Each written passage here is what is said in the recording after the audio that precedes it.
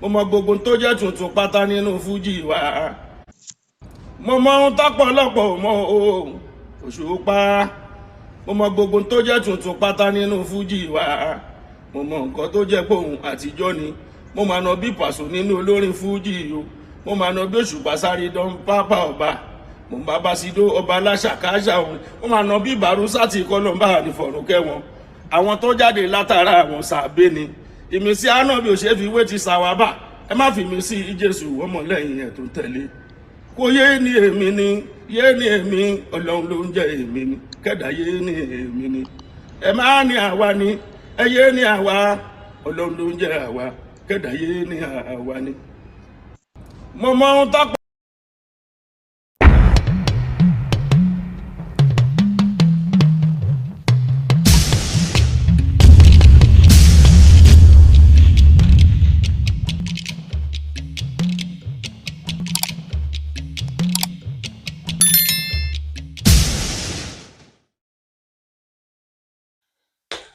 Mo kí gbogbo ẹ̀yin olólùfẹ́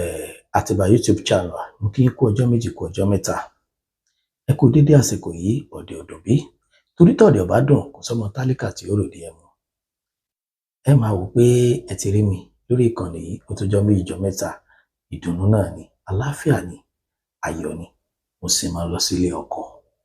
ọmọ méjì. Ni mo sì lọ sílé ọkọ papọ̀ lẹ́ẹ̀kan náà ní October 26.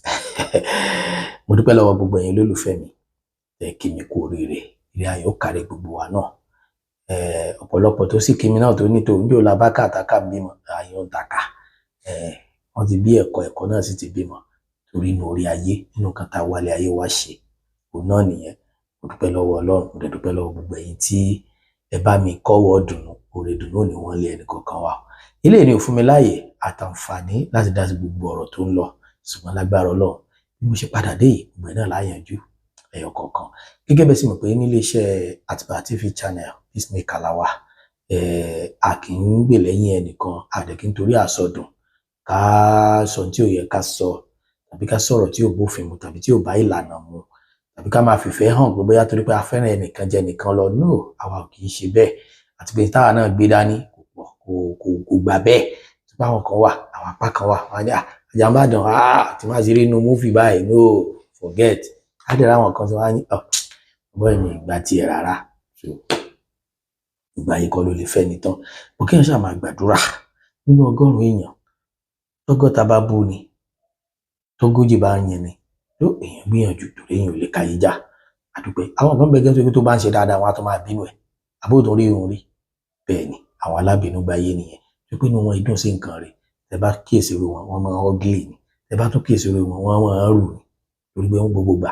wọn máa yẹn mọ ni gbogbo gbà wọn máa mọjú ni gbogbo gbà wọn máa ṣètè gẹrẹ ni so ó máa affect beauty wọn so látòní lọ ògùn mọdọm tó bá fẹ́ kó máa fine kó máa beauty kó máa handsome máa rẹ́rìn gbogbo gbà máa jẹ́ kí inú ẹ máa dùn ṣùgbọ́n pẹ̀lẹ́ ń bọ̀ ọ̀rà bọ̀ yóò máa tan náà Ọlọ́run èyí ń bọ̀ ọ̀rà bọ̀ ẹ̀yin olólùfẹ́ mi tọ̀ nínú àwọn ọ̀rọ̀ tó ń lọ ẹjẹ́ àkọ́kọ́ gbé kan yẹ̀wò ọ̀rọ̀ lórí àwọn olórin fújì tí wọ́n ń ṣe gbọ́n mi sí omi ètò àwọn kan sì ẹ̀wò yẹ rẹ̀ àwọn kan wò pé tí wọn ò bá ṣe bẹ́ẹ̀ wọ́n lórin fújì ti jó rẹ̀yìn gan wọ́n ní hip hop wọ́n ló lo gbàyè kan wọ́n sọ láti ìgbà tá a ti rí tí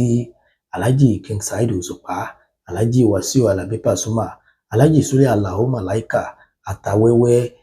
Taye Currency àti bẹ́ẹ̀ bẹ́ẹ̀ lọ láti ìgbà tí wọ́n ti gorí agbára tí wọ́n ti débẹ̀ tán wọ́n ló ní fújì kankan ò jáde wá síta mọ́ wọ́n tó fújì kan bá tiẹ̀ wá jáde wá ta wọ́n ní kò dókè wọ́n tó ká ní àkàbà yẹn jẹ́ bí 11 wọ́n ní tó bá ti gùn lórí 3 báyìí wọ́n níbẹ̀ náà ni ó takú sí kò sẹ́ni tó gùn dé lájì ọ̀nà mọ́ tó fi dúró dúró kí ló fà á ṣé àṣàsí ló mú wọn ni àbáwọn tí wọ́n bẹ lókè àwọn ni àkókò gàgàrà tí wọ́n fẹ́ kí kékeré ó kọ́ ṣé bẹ́ẹ̀ ni àbí bẹ́ẹ̀ kọ́ Alhaji King Wasiu Ayinde Marshal olórí ọmọọba akilẹ̀ ní gbogbo Ìjẹ̀bú Mayegun General tọ̀ àwọn náà ló dàbẹ̀ pé wọ́n fẹ́ jẹ́ the lead tí others tó ń follow wọn tí gbogbo wọn gbà fún tí wọ́n sì bá wọn drag ẹ̀ bákan náà Alhaji Abbas Obesere ọmọ Rapala àwọn náà ń bẹ láàyè tiwọn gẹ́gẹ́ bí ọba ìlú kan then Déwálé Àyùbá àwọn náà ń bẹ láàyè tiwọn náà gẹ́gẹ́ bí ọba ìlú kan ṣùgbọ́n tá a bá gbogbo orúkọ tí mo dá yìí a ti ń gbọ́ ọ̀pọ̀lọpọ̀ orúkọ yìí bọ̀ bóyá kí n sọ pé láti 1980 la ti gbọ́ àwọn orúkọ kan bọ̀. Ìgbà tó di 1993 àwọn kan join, 1990 àwọn orúkọ kan join, wọ́n join bí àwọn orúkọ King Alhaji Saheed Osupa, àwọn orúkọ Alhaji Pasuma, àwọn orúkọ Sule Alao Malaika àtàwẹ́wẹ́ anko, wọ́n join àwọn orúkọ tá a ti ń gbọ́ bọ̀ tẹ́lẹ̀ nínú Fuji tá a ti ń gbọ́ bí àwọn bóyá ń gbọ́ wọn Sefi Ala, ń gbọ́ wọn Alhaji Wasiu Ayinde, Barrister Kollington. Ìgbà táwa gbọ́njú ni ìtàn ìgbà tí mi gbọ́njú ni mò ń sọ o. Torí ìtàn sọ̀rọ̀ sọ ìtàn máa ba nǹkan jẹ́ púpọ̀ jù torí pé ibi tí wọ́n bá mọ̀ tàn dé, ibi tójú tí ẹ bá rí dé, ibẹ̀ ló sọ dé. So tẹ́ bá tẹ̀ wọ́n tí ń bẹ ńlẹ̀ yìí náà, tí wọ́n bá fẹ́ fọba jẹ nílẹ̀ Yorùbá, ìkìlọ̀ tí wọ́n kọ́kọ́ máa ń kì fún ni pé má rọ̀ tán, tọ́rọ̀ ọba tí bá ń rọ̀ tán ọba nǹkan jẹ́, ọba tí bá ń rọ̀ tán ọ̀ràn ró. Ẹ wo ibi tí ìtàn bá nǹkan dé. Tí wọ́n bá fẹ́ sinmi wàhálà lágboolé Fuji, tí fi dájú náà ni pé gbogbo olórin tí ó bá sọ̀tàn ká máa sọ̀tàn àwọn olórin tí ò tó ọ, wọ́n sọ̀tàn àwọn olórin tó jù ọ lọ. Tá a bá wò níjó ní tí Alhaji K1, dókítà la lè pè wọ́n, dókítà Wasiu Ayinde Ọmọgbọ́láhàn, gbàtọ́ sọ ìtàn kan lágboolé Fuji lójú ayé Alhaji Sikiru Ayinde Barrister. Ẹ rí i pé kí Alhaji Barrister tó dá wọn lóhùn, ọ̀pọ̀lọpọ̀ olórin ló ti kọ́kọ́ dá wọn lóhùn tí wọ́n ní kán kó ohun tí wọ́n sọ yẹn jẹ nítorí pé Alhaji náà sọ̀rọ̀. Ìtàn máa ba nǹkan jẹ́ ni. Ìfúdò tó bá sọ bí tàn yẹn bó ṣe rí, tó bá yẹ pé kò fẹ́ fún ẹni tó jẹ́ aṣíwájú rẹ̀, àwọn èèyàn máa dá padà fún ẹ. Ìtàn yẹn lè jẹ́ pé bó ṣe rí ìlú ṣe sọ. Ṣùgbọ́n tó bá tàbùkù ẹni tó já síwájú rẹ̀, àwọn èèyàn ò ní bẹ́ẹ̀ mọ́nẹ́jẹ̀ ọ̀, wọ́n á dá padà fún ẹni straight. Torí pé aṣíwájú rẹ̀ yẹn náà ní àwọn olólùfẹ́ kan. So talkless pé kò sí bá a ṣe sọ̀tàn tá à ní fàsọdùn sí. Àwọn tá à ń ṣe fíìmù ní gẹ̀ wá bí. Ẹlòmíràn ni ẹ bá ń sọ̀tàn Aláàfin àkọ́kọ́ tó kọ́kọ́ jẹ, ẹ bá mi sọ̀tàn Olúbàdàn àkọ́kọ́, ẹ bá mi sọ̀tàn kinní kan. So tó bá ṣe pé bí tàn yẹn ṣe lọ ni la bá ṣe yà sínú fíìmù, kò sẹ́ni kankan tí ó wò. So wọ́n láti fepo fata fiyọ̀ sí. Ibi tí wọ́n bá ti wá ń fepo fata fiyọ̀ sí yẹn, ìyọ̀ wá jà. Àwọn tán wá rí náà láyé bóyá Aláàfin ti gun màálù, ayé bóyá Aláàfin ti fẹsẹ̀ kọ́. So bóyá ó dẹ̀ rí bẹ́ẹ̀. Ṣùgbọ́n wọn fẹ́ kán tàbùkù ìṣẹ̀ṣe tàbí àṣà wa. So wọ́n máa ń against ẹ̀. Ló fi dàbẹ́ pé tí wọ́n bá fẹ́ ṣe fíìmù tó jẹ́ ìtàn tó ti kọjá lọ tí ò sojú ẹ̀, o gbọ́dọ̀ ṣe sùúrù, o gbọ́dọ̀ ronú dáadáa. Then tá a bá fẹ́ ṣètàn kan bá méjì ni, ìsídà ká fi praise èèyàn, ìsídà ká fi bú ẹni yẹn, ìkan ló máa jẹ́nu méjèèjì. Ṣùgbọ́n níjọ́ tá a bá tó ń ronú lórí pé ìtàn tí mo fẹ́ kọ yìí o, mo fẹ́ káwọn èèyàn kẹ́kọ̀ọ́ látara tó ti kọjá lọ bí Basọ̀run Gáà. Yes, bí ẹfun ṣe ta ní wúrà, gbé ẹ̀kọ́ náà fẹ́ ká kọ́. Ẹ wo ẹ̀kọ́ tá a kọ́ nínú Ògbórí Ẹlẹ́mọ̀ṣọ́, gbogbo wa ń ronú lórí ẹ̀dà àárọ̀ yìí ni. Ẹ wá wo gbogbo orin tí Barrister ti wá kọ sílẹ̀ lénìí yìí tó ti kọ sílẹ̀ lọ́jọ́ tó ti pẹ́, kálukú wa ń lọ mú nínú ẹ̀, wọ́n wá ń lò, ọ̀pọ̀lọpọ̀ olórin ń lọ mú nínú ẹ̀, wọ́n fi ń ṣe rẹ́kọ̀dù. Ẹ wá jẹ́ ká kọ́kọ́ yà síbi àwọn tó sọ̀rọ̀ orin pé ó dàbí orin Fuji ó ti jáde rẹ̀yìn. Ipe tí kì bá ṣe pé Alhaji Taye Currency ó mi agboolé Fuji jìjù pẹ̀lú ohun tó ṣe yẹn, àwọn kan tiẹ̀ ní plan work ni. Ipe gbàtàrí pé iná Fuji ti jáde rẹ̀yìn, ẹ wá pé kí làwọn lè ṣe, ẹ jẹ́ kẹ́nìkan hulẹ̀, ọ̀yá ìwọ lọ dá lóhùn. Ló fi dàbí ẹni pé wọ́n dákẹ́ lórí ọ̀rọ̀ yẹn, pé tó bá kú lẹ́nìí yóò jí lọ́la, tó bá kú lẹ́nìí yóò jí lọ́la. Àwa mọ̀ fashion kálukú mọ́, àmọ́ ta lè yan Three Leather, ta lè yan Pasuma, ta lè yan Alhaji Saheed Osupa, ta lè yan Muri Thunder, ta lè yan gbá, ta lè yan àwo. Bẹ́ẹ̀ ni ọ̀rọ̀ yẹn wá ń lọ bẹ́ẹ̀. Lótìtọ́ àti lódodo, ìgbàlá máa ń ní ẹnìkan kì í láyé. Káwa tó dáyé, wọ́n ti ń gbọ́ orin tí wọ́n ń gbọ́ alẹ̀ mọ́mọ́, ṣùgbọ́n a gbójú bá orin àpàlà, a sì gbọ́njú bá orin àwúrèbe. Ìtàn la gbọ́ pé wéré ìlú di Fuji, ìtàn nìyẹn. Adẹ̀gbọ́njú bá orin Fuji, adẹ̀gbọ́njú bá orin jùjú lẹ́nu àwọn aṣíwájú jùjú nígbà náà, bàbá Ebenezer Obey Commander àti King Sunny Aládé. Wọ́n wá lò gbèsè ayé yẹn bọ̀ fà á, gbà tó dà àkókò kan àfi bẹ́ẹ̀ gbọ́ àpàlà mọ́ nígbà táwọn tó jẹ́ aṣíwájú alápàlà tí wọ́n ti kú nígbà yẹn, àfi bẹ́ẹ̀ gbọ́ àpàlà mọ́. Wọ́n bá dákọ̀ òde Haruna Sọlá ní sọmọ mi máa wò pé what is the meaning of that? àìlọ́mọ wúrà pé ta ni jẹ́ bẹ́ẹ̀ a bá ní so tí wọ́n bá dákú odò láyé rẹ̀ odò báwò so most of àwọn ọmọ wa tá à ń bí ń sìn wọn mọ̀ tí ń jẹ́ bẹ́ẹ̀ fújì lọ́pọ̀lọpọ̀ wọn náà gbọ́njú mọ́ jùjú tá à ń sọ yìí tí kì í bá ṣe pé lọ́pẹ́lọpẹ́ pé Ọlọ́run ṣe àwọn Ebenezer Obey Sunny Aládé Ọlọ́run ṣe wọ́n lẹ́lẹ́mìí gígùn ìlọ́pọ̀lọpọ̀ ọmọ wa sí ni wọ́n fi mọ̀ nínú rẹ̀ náà nínú tá a gbọ́njú bá náà ni wákà kan yìí orin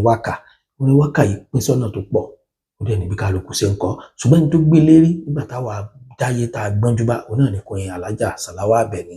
àwọn ni wọ́n ń kọrin nígbà náà síbẹ̀ náà lẹ́ni tá a bá béèrè ọmọ mi ọmọ tí ń jẹ́ wákà kan kò mọ tí ń jẹ́ kò mọ tí ń jórin wákà ẹ wá jẹ́ ká dúró sórí fújì oore ọ̀fẹ́ wà ní fújì rí àánú ní fújì rí gbà tó fi dàkókò yìí torí mi ò mọ̀ pé fújì ò sì tún mọ rẹ́ẹ̀nì tó báyìí nígbà tí Alhaji Barrister ti kú ṣùgbọ́n Barrister náà sọ pé Barrister ló kú orin ò kú nínú kú orin ò wá kú ní gbogbo àwọn Alhaji Kollington Àyìnlá Alhaji Wasiu Ayinde Saheed Osupa Alhaji Pasuma gbogbo fi ń sẹ̀mí lókè pẹ̀ àti gbogbo àwọn kọ̀ọ̀kan tí mi láǹfààní àti máa dárúkọ. Now tá bá wá wo lákòókò yìí a rí pé lóòótọ́ olórin fújì tuntun ò jáde mọ́ wọ́n ń jáde ṣùgbọ́n wọn àdókè torí inú àwọn olórin fújì tuntun ta lè sọ pé wọ́n tún ṣe tọ́lọ́run ṣe gbé lọ́wọ́ sókè tọ́lọ́run ṣe gbàdúrà nínú wọn náà níbi àwọn àkọ́bí Òṣùpá nínú wọn náà làwọn bíi Tírí Lẹ́dà yẹn tó jẹ́ olórin tó ń kọrin tó mọ́gbọ́n dání tó jẹ́ olórin ọ̀jọ̀gbọ́n àwọn ni mò ń sọ kì í ṣe pé kàkàn kọrin sá no ìyẹn kọ́ kì í ṣe pé kàkàn kọrin sá so àti bẹ́ẹ̀ lọ àkíyèsí tí mo wá fẹ́ pe ẹ̀yin olórin tẹ́ ti wà níwájú látòrí Alhaji King Wasiu Ayinde Marshal Saheed Òṣùpá Alhaji Pasuma Atawẹ́wẹ́ Alao Malaika Taye Currency wá sí Sile àkíyèsí tí mo kàn fẹ́ pa yín rèé ẹ lọ múra dáadáa tó bá ṣe pé collaboration lẹ máa padà sí Ọlọ́run aláàánú ó ti mọ̀ bó ṣe fẹ́ tó ìgbésí ayé kálukú bí ó ṣe máa jẹ àti bí ó ṣe máa mu atẹ́gùn lásán lọ́gà ńlá ti fi ń so oúnjẹ ọ̀gá àṣà ò ní gbé ẹ kọ́kọ́ lọ mú yẹn dání tá a bá wò dáadáa gbogbo wa la mọ̀ pé fókọ̀ wà ńgbà kan ìgbà tí recharge card dé tó di pé kálukú ní tó di pọ́ńtọ̀ tí fóònù kárí àgbọ̀n tí ń jẹ fókọ̀ ọmọ ó wà lára oní tíátà náà tó pé VHS là ń lò tẹ́lẹ̀ káyé tó upgrade sáyé VCD ìgbà tí VCD tán lọ tán wọ́n introduce DSTV sí wa wọ́n introduce YouTube sí wa oní tíátà tí ò bá lè meet up pẹ̀lú standard YouTube àti DSTV ó máa jáde rẹ̀yìn torí pé stage play làwọn kan fi ṣiṣẹ́ tí wọ́n bá meet up pẹ̀lú VHS wọ́n lè máa dọ̀rẹ́ ní iṣẹ́ yìí bẹ́ẹ̀ náà lọ́rin fújì ṣe rí láyé ìgbà tá a fi ń lo kíṣẹ́ẹ̀tì international radio tá a fi kíṣẹ́ẹ̀tì sílẹ̀ ó ti ń kó jẹ tá a fi bá èrò yí padà tá a fi sọ́lé téèbù lẹ́mí ọba ti já ayé ìgbà kan nìyẹn ìgbà tí technology dé odòrí di VCD a lo VCD ìgbà tó di yá VCD ó ti tún drop so ayé wa dáyé pé ká máa lọ gbọ́ orin lórí social media olórin tí ò bá wá lè meet up pẹ̀lú àwọn nǹkan yìí pàápàá jùlọ àwọn hip hop artist tó yẹ pé tán bá fẹ́ release soundtrack tán bá fẹ́ ó lè má ju tán bá fẹ́ release a track ó lè má ju 3 minutes lọ náà máa release àwọn Davido àwọn Naira Marley àwọn Àṣàkẹ́ àwọn sísàntàn ẹsà ti mọ̀ wọ́n àwọn ọmọkọ wọn àwọn Zino so àti bẹ́ẹ̀ lọ Wizkid àwọn tí wọ́n mọ̀ ń gbọ́ wọ́n ti mọ̀ wọ́n dáadáa so orin wọn yìí kò ń ṣe tó pọ̀ ó dẹ̀ jẹ́ pé orin tó bá àkókò tá a wà mu torí pé a ti wà ń rọ̀lẹ́ ayé so orin ìrọ̀lẹ́ làwọn náà ń kọ onífújì dẹ̀ ni a máa ń focus wọn pé onífújì gbọ́dọ̀ pass message ibi tó onífújì ti ní problem nìyẹn so tó onífújì kan bá ń kọrin kọ́kọ́ kan sìn a máa correct àwọn ọmọ wa pé wọn gbọ́dọ̀ gbọ́ ni so ayé fojú sí fújì ju kí fújì divert síbi wọ̀nranwọ̀nran lọ so that ó pè yín kẹ́ stand out lórí message ten pass faraye for example ó pẹ́ kí Alhaji Saheed Òṣùpá tó rókèdè torí method orin tó ń kọ torí pé method orin tó ń kọ àyájọ́ ọ̀fọ̀ ìgèdè ló máa ń jọ létí àwọn ọmọ aláìgbọ́n lóde ìwòyí. Still náà ìgbà tí Alhaji Saheed Osupa wá torí rẹ̀ padà bẹ́ẹ̀ orin yẹn wá padà dé tí wọ́n wá ń lọ sínú ẹ̀ sìn. Mo dẹ̀ ti gbọ́ interview kan tí Gbénga Adéwùsì tó ṣe fún Alhaji Saheed Osupa níbi 10-15 years ago.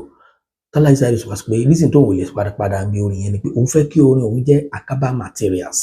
débi pé 100 years to this time wọ́n á máa lọ síbẹ̀ wọ́n á máa lọ rí mú orin òun wọ́n máa lò fún tí bá ń ṣẹlẹ̀ lọ́wọ́lọ́wọ́ sí kò ṣẹlẹ̀ nínú kéèsì yìí.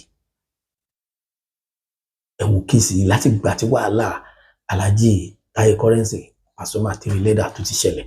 orin Saheed Osupa náà wá ń lọ lò ẹni tí ó fi ṣe wáàsí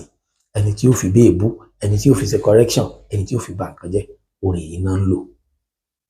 Ẹ jẹ́ kí gbogbo yẹn lọ dúró sórí òótọ́ orin tẹ̀ ń kọ torí rẹ̀ bá dá ẹ lójú. I remember there was a time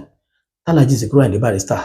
of blessed memory akọrin kan nígbà táwọn olórin kéékèèké bẹ̀rẹ̀ tí kálukú sá ń kọ́ gbèsè ń kọ́ ọmọ rápálá àgbèrè ń kọ́rọ̀ Pasuma ń kọ́rọ̀ bọ̀ kíbọ̀ ń kọ́ kinní kan. So Alhaji wa akọrin kan gbà yẹn pé orin táwọn ọmọ kéékèèké ìṣẹ̀yìn ń kọ táwọn àgbàlagbà ń mójójó tágbàlagbà bá kọrú ẹ̀ yóò dé ìyà yẹpẹrẹ. Kó tó di báwọn náà kọ wọ́n ti kọ́kọ́ kọrin tó bá ṣe pé ṣàjẹ́ ló láyé ẹ jẹ́ kájọ máa ń kọ́ ìgbà ló ní ìgbà ń lò ogún ọdún ń lò ní ẹgbẹ̀rún ọdún ń lò ní orin tó ń bẹ ní ikùn àgbọ̀nmọ̀gbẹ̀ lọ̀rọ̀ orin wa. Kí ni mo fẹ́ fàyọ nínú owó tó rò mí? Iná ni wípé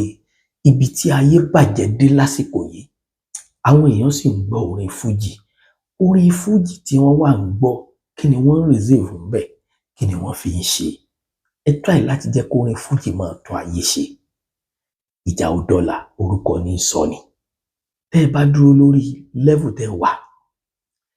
tẹ́lẹ̀tẹ́lẹ̀ ẹ máa ń ṣe collaboration tí wọ́n máa feature Wasiu Ayinde àti ẹnìkan papọ̀ Alhaji Pasuma àti Taye Currency Alhaji Saheed àti Pasuma Alhaji Atayoye àti kìnìkan wọ́n máa ṣe papọ̀. Ìgbà tó yá àwọn olórin Islam wọ́n ajá kékeré yẹn mọ́ yín lọ́wọ́ wọ́n bá yín ṣe collaboration wọ́n fi yín bí ìdára wọ́n jẹ́ lọ ibi pé wọ́n fẹ́ gba kíní yẹn mọ́ yín lọ́wọ́ àánú lẹ rí gbà. Èmi ò bá gbà yín mọ̀ràn èébú kọ́ ló dọ́là ẹ padà síbi collaboration yẹn ẹ máa ṣe kì í ṣe pé sẹ́rí tẹ́ bá ìwúrò kó ṣe pé plan work ìní ẹ fi ń búra yín zìn ilẹ̀ fi ń sọ̀tàn fúnra yín ilẹ̀ fi ń yẹ̀yẹ́ ara yín àwọn tí wọ́n ó bá yín gbé wọn ní bá yín gbé bẹ́ẹ̀ o ọlọ́mọ sì jẹ́ àrí ẹni tí ó gbọ́mọ lù lọ́wọ́ ẹni o. Then ẹ̀yin olórin kéékèèké tẹ́yìn ṣẹ̀ṣẹ̀ ń bọ̀ tẹ́ ń dá sí kéèsì yẹn ẹ lọ fi tàwọn kan kọ́gbọ́n o ẹ lọ fi tàwọn Alhaji Muri Thunder kọ́gbọ́n ẹ lọ fi ti Sáfẹ́jọ́ Àmàmà kọ́gbọ́n ẹ lọ fi Taye Currency kọ́gbọ́n gbogbo àwọn olórin tó dìde pẹ̀lú àwọn àgbààgbà olórin yẹn ẹ lọ fi tí wọ́n kọ́gbọ́n. Ṣé gbogbo àwọn tí wọ́n bá wọn gbìmọ̀ tí wọ́n jọ bẹ̀rẹ̀ ọ̀tẹ̀ ṣé gbogbo wọn ni wọ́n jọ dé promised land gbogbo wọn kọ́ ni wọ́n jọ délẹ̀ lérí àwọn kan kó sálẹ̀ pẹ́ẹ̀pẹ́ àwọn kan dáàrin odò wọn já wọn bẹ̀ àwọn kan dókè tán àtòkè náà wọ́n ti jábọ̀. Olójú ẹni tó tẹ̀ máa ń gbé o àníyàn wo lẹni tí ń sọ̀tẹ̀ fi ń sọ̀tẹ̀ ṣé Muri Thunder ò kì í ṣe olórin ni olórin ni tí ò sínú lóbìdẹ̀ ń ṣe torí iye tó máa yí nìke tó máa yí ní padà torí tó bá fi fẹ́ tó fi tèmi fi máa ń dólórin mọ̀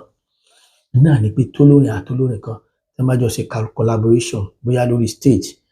tí olórin kìí wá kọ́kọ́ kọrin ẹni tó di stage tó wá kọ́kọ́ kọrin lórí tempo rẹ̀ olórin tí ó bá wá fíṣítì ẹ̀yẹn tó bá kọrin sórí tempo ẹ̀ tó kọrin ẹni yẹn sórí tempo ẹ̀ tó wá kọ̀tà rẹ̀ náà sórí tempo ẹ̀ torí yẹn wá bá ń tí ń ṣẹlẹ̀ lọ́wọ́lọ́wọ́ mu ó máa ń jẹ olórin lójú mi. So Muri Thunder tá a bá rí mọ́ kọ́ olórin ni Sáfẹ́jọ́ Àmàmà tá a bá rí mọ́ kọ́ olórin ni àti bẹ́ẹ̀ lọ. Ṣùgbọ́n ìgbà tí wàhálà yẹn ṣẹlẹ̀ àníyàn wo ni kálukú fi ń sin ọ̀gá ẹ̀ àníyàn wo ni kálukú fi ń tẹ̀lé ọ̀gá ẹ̀ then ẹ máa try láti pa ìgúnrun lágbájá náà ṣe báyìí fún lágbájá tàmọ̀dù náà ṣe báyìí fún Kàṣègbè àgbàkà ní òkú kàálẹ̀ tí tá ń pa àgbàkà ní rí òkú kàálẹ̀ tí tá ń pa. I'm so happy mo rí pé látìgbà tí wàhálà yìí ti ṣẹlẹ̀ Alhaji Saheed Osupa kò dá sí bàbá ẹ̀ mọ̀ pé àwọn ti dàgbà wọ́n ti wà nípò àgbà wọ́n dẹ̀ wúwo àgbà yóò tí ìgbà tí Alhaji Taye Currency gan tó fẹ́ fi Saheed Òṣùpá kọ́ bọ́dì bàbá yẹn ò follow kìíní yẹn. So àwọn ipò kan wà tó pé tí wọn bá ti débẹ̀ ipò ojú òní tí gbogbo yín kẹ́ Alhaji Wasiu Ayinde sí ipò yẹn lẹ́yìn náà dé yẹn látòrí Alhaji Saheed Òṣùpá Pasuma sọ pé àwọn méjèèjì yẹn a lè sọ pé wọ́n jọ dúró tira wọn yes lágboolé fújì wọ́n jọ dúró tira wọn di pé tá bá fẹ́ rate wọn at times tá bá ń rate àwọn olórin a rate wọn sí same level àwa ẹ̀ṣẹ̀ máa rate àwọn Alao Malaika àwọn ẹ̀ṣẹ̀ máa rate Taye Currency. So mi sọ pé nìkan lọ̀gá o ẹ má sì mí gbọ́ o torí nǹkan tẹ́ bá sọ ń sìn lẹ́yìn mú ìmọ̀ àmú ọ̀tọ̀ ní bó ṣe máa gbọ́ a ṣe máa ń gbọ́rọ̀ ó sọ̀tọ̀tọ̀ èmi ò mọ̀ ọ̀gá láàrin yín o èmi ò máa gbá o èmi ò mẹ́ni ó kọ́kọ́ dé o èmi ò mẹ́ni ó dé kàn ẹ̀ o ṣàpè gbogbo yín lọ́lọ́run gbàdúrà torí gbogbo yín là ń gborúkọ yín ó dẹ̀ ní iye ọdún láti ń gborúkọ yín bọ̀ so 90 lèmi ti gbọ́njú mọ́ orúkọ yín tí mo ti ń gborúkọ yín títí dàkókò yìí Ọlọ́run tó fún yín lẹ́mìí àtàlàáfíà tó dẹ̀ fún yín lọ́gbọ́n àtòyé tó dẹ̀ wá ń ta ìràwọ̀ yín níjojúmọ́ kò ní pa ò kò dẹ̀ ní pàràwọ̀ tèmi náà so kálukú kó maintain champion rẹ̀ àti dókè kan ní problem bó báwo lẹ ṣe fẹ́ maintain òkè yẹn tẹ bá débẹ̀ ìlú yẹ kó ṣe pàtàkì sí yín nínú ayé ìlú yẹ kó ṣe pàtàkì sí yín nínú ayé gbogbo owó ọmọlẹ́yìn náà tó ti rò wípé tó fẹ́ fi ọ̀gá rẹ̀ tó fẹ́ tẹ̀mọ́lẹ̀ kó fi gòkè tó bá dókè tán náà o lè má pẹ́ lókè yẹn mọ́ yes o lè má pẹ́ ń bẹ̀ mọ́ torí pé a ní owó gidi káfíńrajà yẹ̀pẹ̀ abáná sì máa ń sọ o ò dẹ̀ ní mówó òkúta kó fi rajà gidi so owó tó bá ti mówó òkúta dání ọjà yẹ̀pẹ̀ náà ló máa rà so mo rọ gbogbo ẹ̀yin tí ń jẹ́ olórin fújì látòkèdélẹ̀ ẹ wá ọ̀nà láti repackage orin yín ẹ wá ọ̀nà láti repackage orin yín láti dá orin padà láti dá orin fújì padà orin fújì wúlò fún wa lórílẹ̀‐èdè Nàìjíríà ju hip hop lọ mi ò yẹ̀yẹ́ hip hop ẹ̀yin hip hop artist ẹ má bínú tẹ́ bá dẹ̀ ní mo yẹ̀yẹ́ hip hop láti yín wọn ṣùgbọ́n mo mọ̀ pé tẹ́ bá rí hip hop márùn àbẹ́fà kan tó lè pass message ọ̀nà máa ń jìn ẹnìkan tí mo tún rí tí mo máa ń gbádùn orin rẹ̀ ó ní Qdot torí ẹ máa ń ní ìtumọ̀ sí mi so èmi ni wèrè olórin èmi ni olórí ibú olórin gbogbo àwọn wọ́nrọ̀wọ́nrọ̀ yẹn ayé ti bàjẹ́ kọjá ká máa gbọ́rọ̀ orin bẹ́ẹ̀ yẹn olórin dẹ̀ wà nú ẹni tó bà ayé jẹ́ olórin náà dẹ̀ wà nú ẹni tán lè fi tún ayé ṣe torí pé ńlá àwọn kan fi against orin ṣe pé kíní yẹn di wàhálà nígbà tí Rukayat Gawat kú táwọn kan against ẹ̀ so wàhálà tó rí ń dálẹ̀ nínú ayé ìlọ̀pọ̀lọpọ̀ fi against ẹ̀ islamically but tá a bá wá lo islamically tá a lo christianically tá a lo àrẹ̀sìn àbáláyé kálí tá a bá wo crisis tó rí ń dálẹ̀ torí pé olórin ni yóò wọṣọ ọ̀wọ̀kúwọ̀ táwọn èèyàn fi ń kọ́pì rẹ̀ olórin ni yóò dirun olórin lọkùnrin tí ó fi yẹtí sétí tí ó dẹ̀ bá àṣà ilẹ̀ Yorùbá wa ń bíbá ẹ̀ mu tá a fi ń kọ́pì rẹ̀ torí pé àwọn náà ti ń kọ́pì àwọn olórin ìlú òkèèrè olórin ló introduce ẹ̀ sí wa kọkùnrin máa dírẹ̀sì bí obìnrin olórin ló introduce ẹ̀ sí wa kọ́mọ máa sag a lot of ìwà àbàjẹ́ tó wà láyé lénìí olórin ló introduce ẹ̀ sí wa ibi orin takasúfè ló sì ti wà so ẹ lọ ṣe correction ní kẹ́ ẹ lọ ṣe gbogbo eléyìí táwọn èèyàn kàn fi yín jẹ ọ̀yẹ́ Taye Currency tún sọ pé o Taye Currency tún sọ pé o Pasuma tún sọ pé o Tiri Lẹ́dà tún sọ pé o lè dálẹ̀ ẹni sí o ẹni tí ó gòkè bí ó gòkè o ẹni tí ò ní dìde tí ò ní torí ẹ̀ gbèrí mọ́ wàláhì ó lè mọ́ gbèrí mọ́ ẹ má pè fashion nínú ilé olórin ẹ má pè fashion nínú ilé orin ẹ lọ fi mọ̀ ṣọ̀kan bá ti pé tòótọ́ plan work náà ni ẹ jẹ́ kó yọrí síbi tó dáa tó bá yẹ pé reality ni ẹ ronú lẹ́ẹ̀mejì kẹ́ tó ṣe nǹkan tẹ́ fẹ́ ṣe o torí pé àwọn èèyàn ò ní bá yín gbọ́ bẹ́ẹ̀ ṣe ń ṣe tẹ́lẹ̀tẹ́lẹ̀ àwọn tó kàwé àwọn tó wà responsible wọn jẹ́ kó máa wọ́n gbọ́ fújì torí ní tẹ́ǹkan ni o but nísìnyí tó ti di pé fújì ń pass message ó ti di tálákọ̀wé ń gbọ́ ó ti di nǹkan tí lọ́ọ̀yà ń gbọ́ ó ti di nǹkan tí dókítà ń gbọ́